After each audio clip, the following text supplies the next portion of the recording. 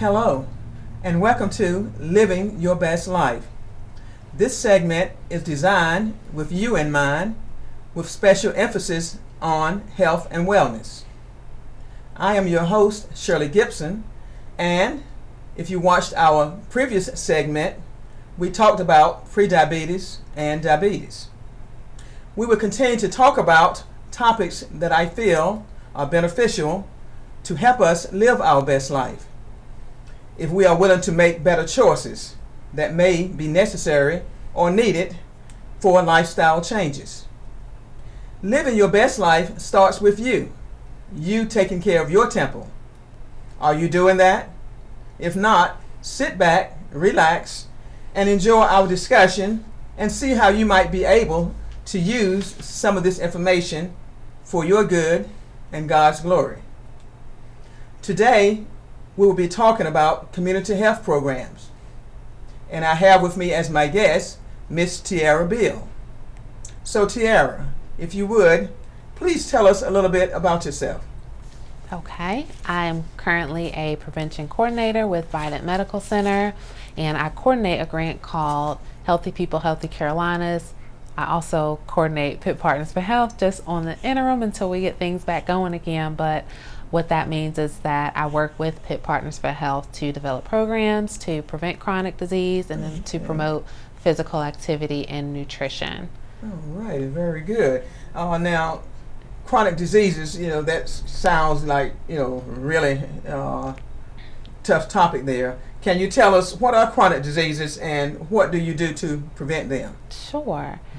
Chronic diseases, very simply, are diseases that develop over time and impact your activities of daily living and last for more than a year. So when somebody says that they have diabetes, adult onset, meaning that that disease has developed from a series of life decisions over a period of time, and the same goes for heart disease and for cancer.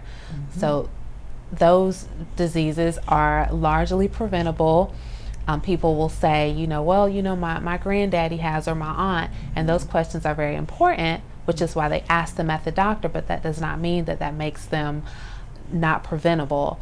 They just need to know. So if your grandfather has had diabetes and your father, and you're worried you may get diabetes, then your doctor will look at your weight and your blood sugar and what you're doing in your life as far as eating and exercising so that you can prevent getting diabetes. So most chronic diseases are attributed to lifestyle. Okay.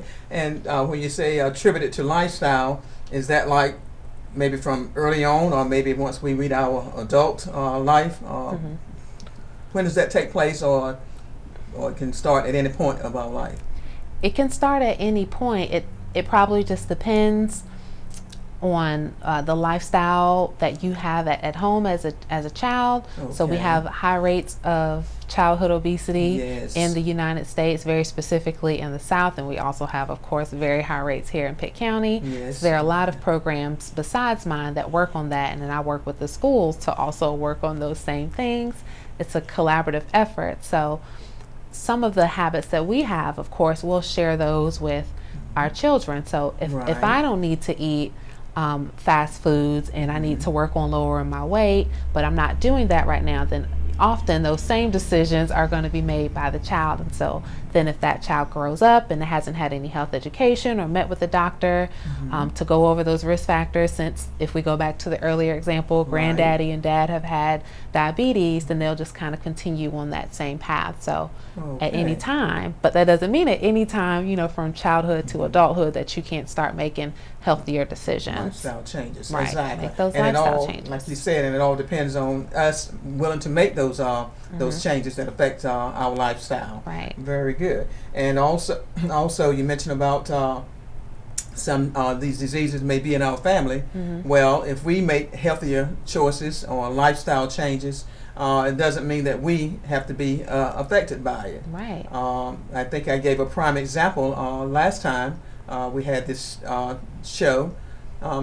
Diabetes is very prevalent in my family. And I myself was diagnosed with as being pre-diabetic. But after having a discussion with my doctor and meeting with a nutritionist and making some healthier changes, thus far, I have not had to take any meds and have been below. I have pretty much reversed the pre-diabetes. Right. Okay. Praise report. Yes, indeed. Exactly. And so that's what it involved, us making better choices. Okay. Now, the Pitt County for Health, how do you implement these evidence-based interventions? How does that work?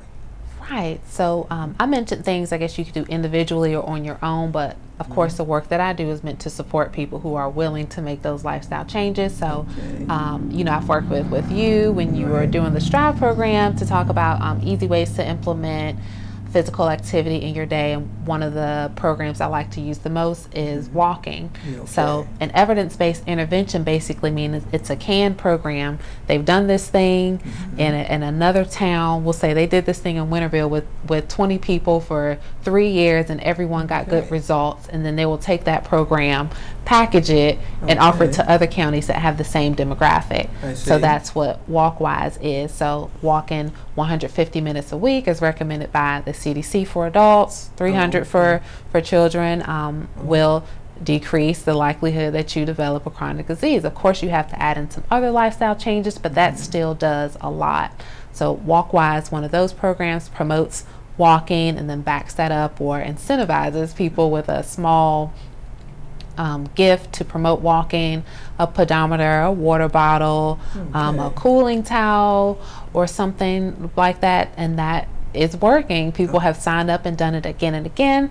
Awesome. One of the examples is Haddock's Church out in Winterville, or Haddock's UAFWB. Please don't ask me to explain the acronym, but they're a lovely church.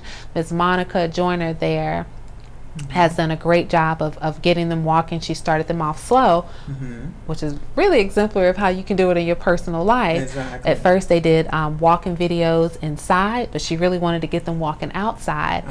So while walking inside, we did the videos, and they still recorded their steps as required by WalkWise.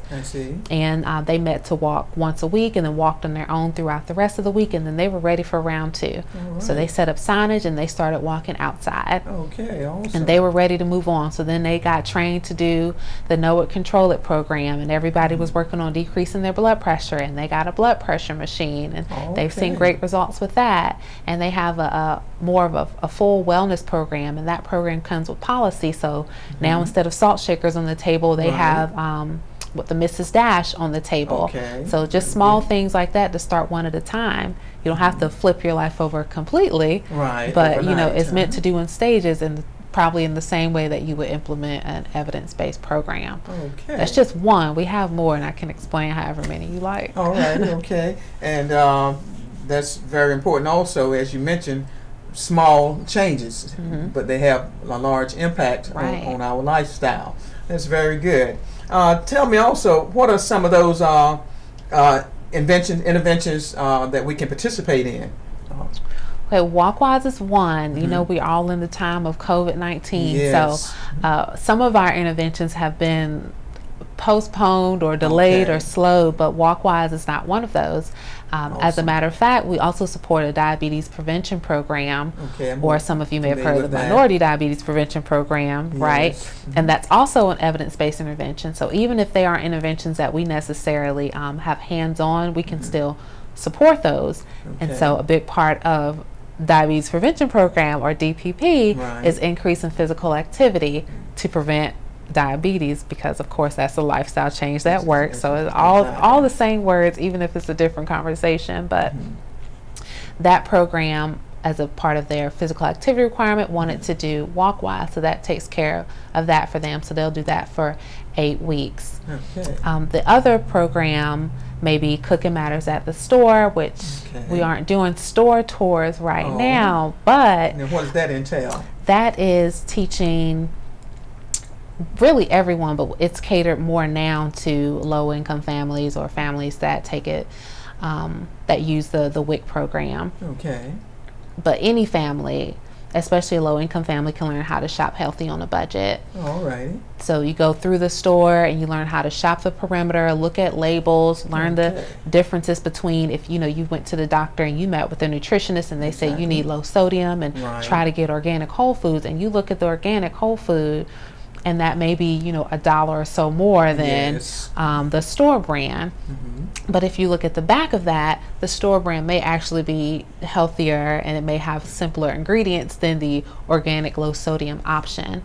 It teaches things such as not paying more for the low sodium option, because sometimes a brand or an off brand will have low sodium, but they may not market it as that because they won't sell as many. That is so true. It teaches those simple things so that you can shop for deals and be able to feed a family, I think, of 4 off of $10. So that's a $10 challenge at the end. So that's offered at the store, and there are also pop-up tours. So we may be able to still do that or teach some of those things on videos online. Pitt Partners for Health does have a YouTube page now, so I'm hoping that we can put some of the videos there or on our website. Okay, very good. And you mentioned in talking about reading labels. I got more involved with that myself and found it to be a very tremendous help, because before I was just, and I'm not a bad eater, because I am mindful of the things that I eat, but I really, in the beginning, really never paid attention to labels. But as I put forth an effort to learn more about reading labels, I've learned a lot of information.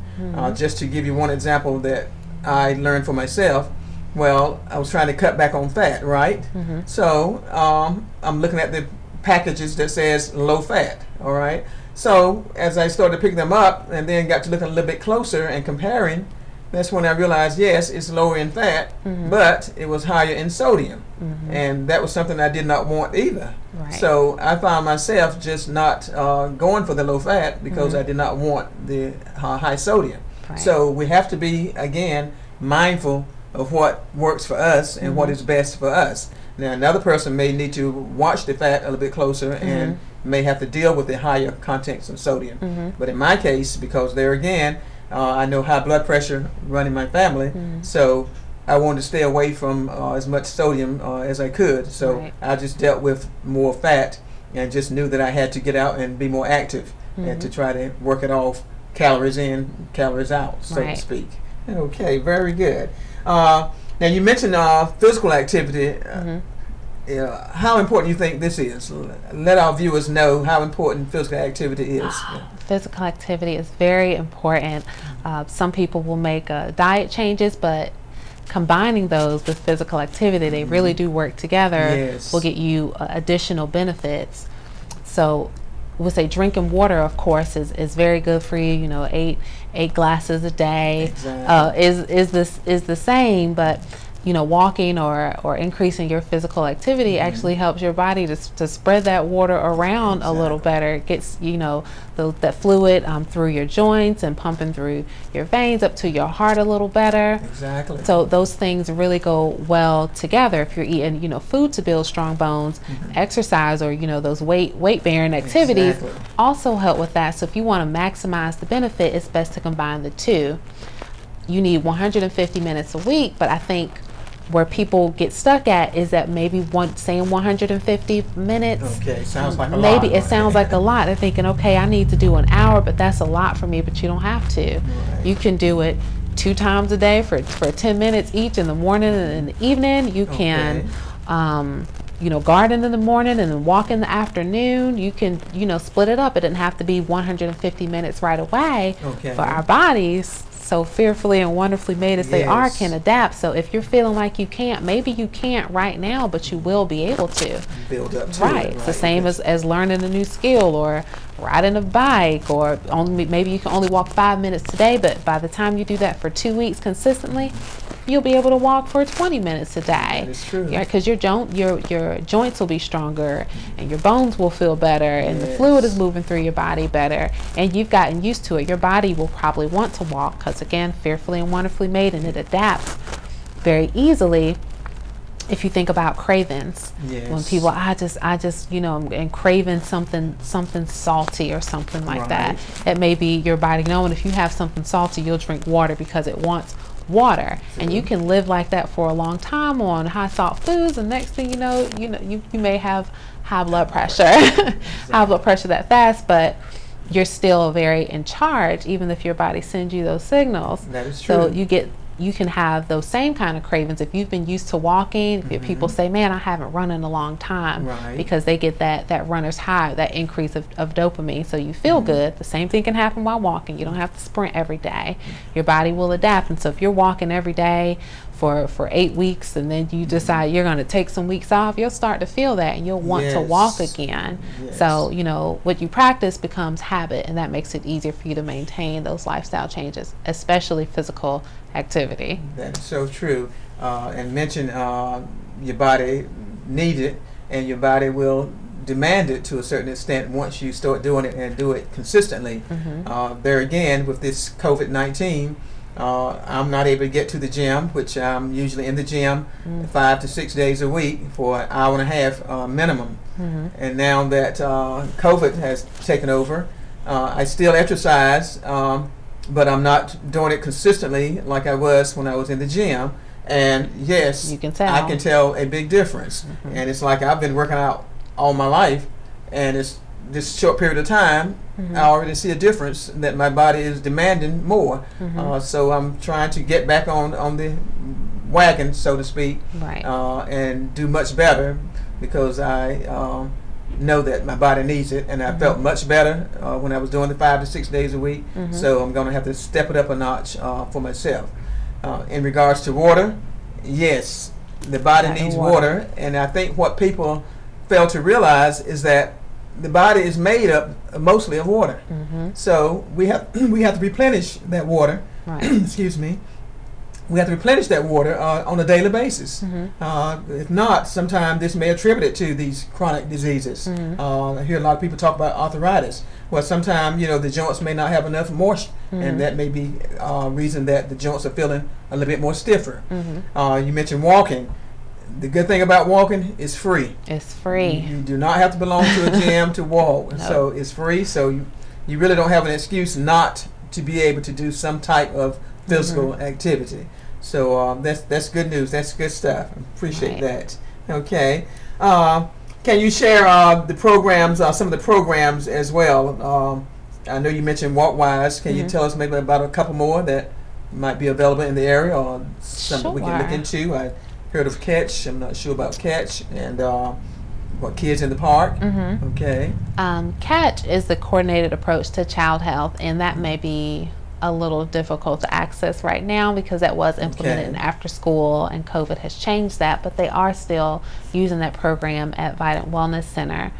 So we'll work on seeing what programs will do for the summer and offer those materials then, since they may have more than usual or a higher demand or need a different way to implement. So we'll be working with after school sites to see if we can be helpful.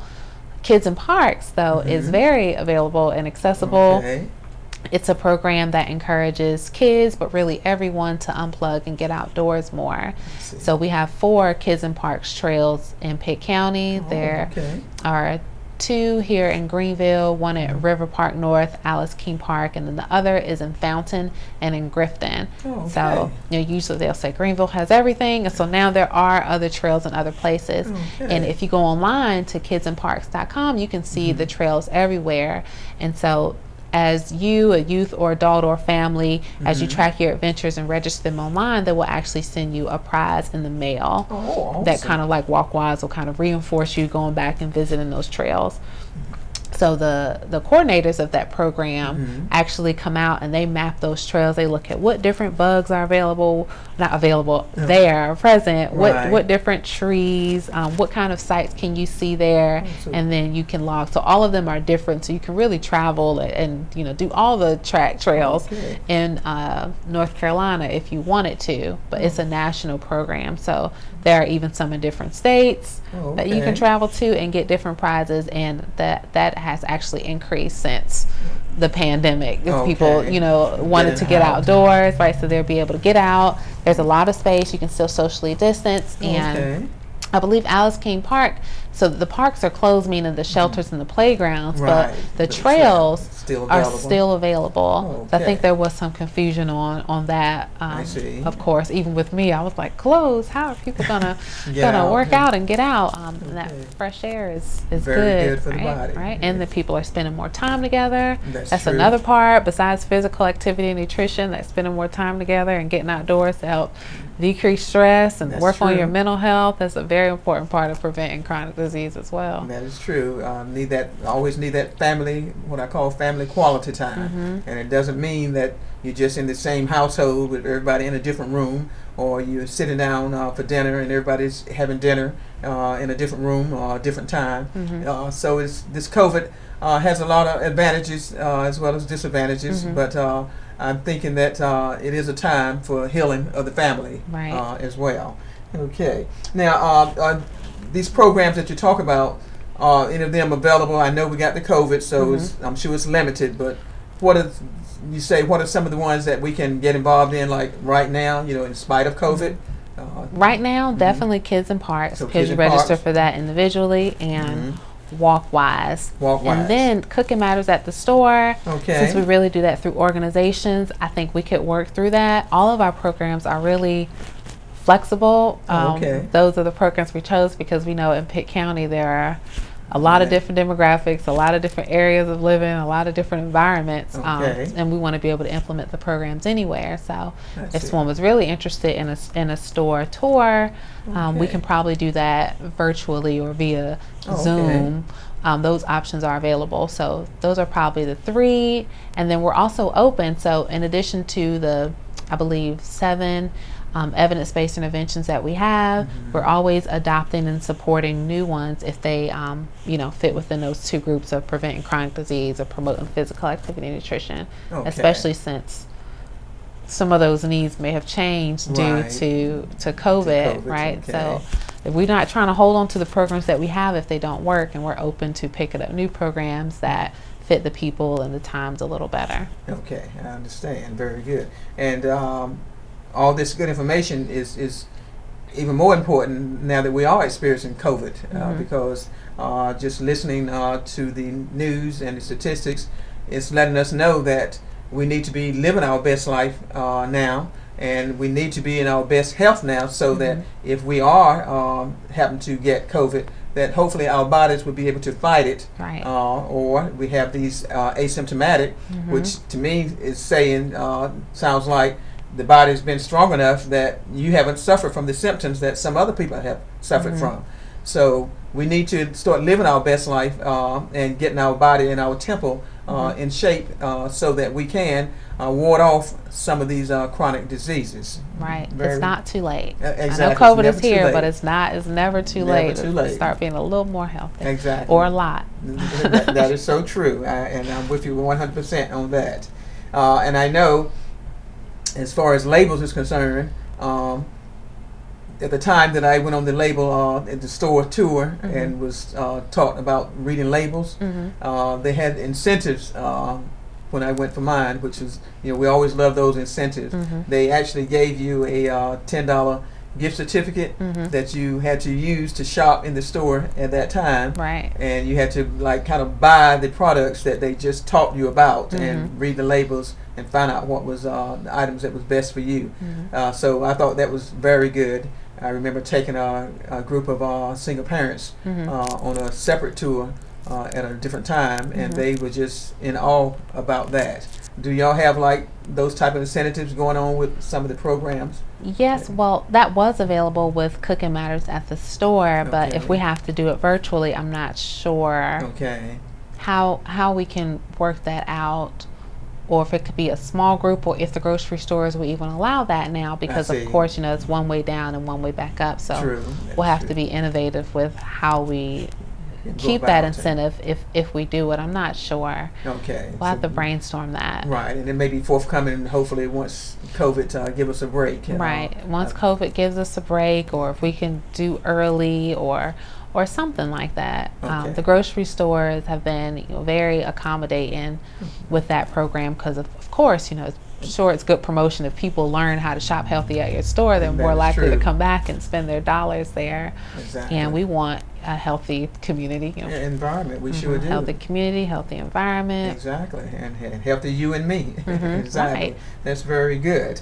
Can you tell me what are some things that you can recommend that people do at home, like right now? In spite of COVID, what can we do right now, as far as mental health, or online, or how can we use this time? Mentally, I think a lot of people, and I've sent out information and shared stuff on the Pitt Partners Facebook page if you have it, or you want to get on the mailing list. I'll give my contact information at the end. If people want to be added to the mailing list where I send out different tidbits of information. So mentally, I think working at home, people have a lot of Zoom meetings, but that work environment has changed, and that can have a large effect on your mental health too. Exactly. So taking that time, just like your organization would, to make sure that it's a conducive office space for you to complete work, and then forgiving yourself for not getting the same amount of work done because your environment is different, inside and outside of the house. So we're all having to deal with that. And most employers, if you talk to them, don't be shy, and let them know some things you're struggling with, and ask them for different ways you can adapt your home life to get things done. Unplugging a little bit. If you're on Zoom all day and then you usually watch TV, or you usually do stuff on your phone, that can affect your mental health, all that screen time. So taking some of that time to get outdoors, just take a break, take a walk. If you don't want to get outdoors, if you have limited access to the trails, there are some good videos on YouTube, even though I just said unplug a little bit. You gotta have balance, but on YouTube, or if you have the DVD of Leslie Sansone, I may be pronouncing her name wrong. I've done those videos with you, where you can walk inside. I myself like to play those videos if I am going to walk inside. We've had some rainy days. While I'm watching whatever show that I want to watch. Binge watching is very popular right now. But you can walk while you do that. You don't have to sit in bed, so you can set your phone up or your tablet up by the TV, and you can move around a little bit and get your steps while you're watching that show. That's what I'm doing anyway. And when you're shopping, stop buying all those snacks. Me and my friends talk about that all the time. Save yourself some money, right? Buy those healthy and whole foods. Exactly, and be in control of your eating habits. I want to join, the COVID-15. I think I heard of somebody calling, like how they say freshman 15. So people are gaining the COVID-15 from staying in the house and having so much access to all that food they want to eat. And we have to be mindful of that too, because I myself have to be mindful of when I'm around the house, like now, more than usual, and seem like I find myself wanting to snack more. But I try to make sure, as you said, that they're healthier snacks. Find some healthy snacks. There you go, so that my body won't be talking to me later with extra pounds, or maybe not feeling as energetic when I don't eat those healthy snacks. And you mentioned about cravings, and sometimes I find myself, I know that pre-diabetes, like I said, and diabetes run in my family, but I find myself craving sweets on a regular basis, and so I have to make sure that I don't go that route and do what's best for me. Okay, all righty. Well, it sounds like you've given us quite a bit of good information, Tiera. Is it any way that we can contact you directly, or how can we get more involved or find out more information? Can you give us that information? Yes, my phone number, if you would like to call me, is 252-847-0408. And my email is tiera.b as in boy, eale@videnthealth.com. If you can't find either of those, or that was too quick, you can find us on Facebook if you just look up Pitt Partners for Health, or on YouTube, and I believe I give the same contact information there. Okay, very good. All righty. Well, it looks like this may be the end of this segment, Tiera. And I certainly thank you for sharing that information with us. And I hope you, the viewers, have learned a lot from this segment today, Living Your Best Life. And thank you for watching GPAT TV 23. Today's segment was designed with you in mind, and I pray you are living your best life. Thank you for watching.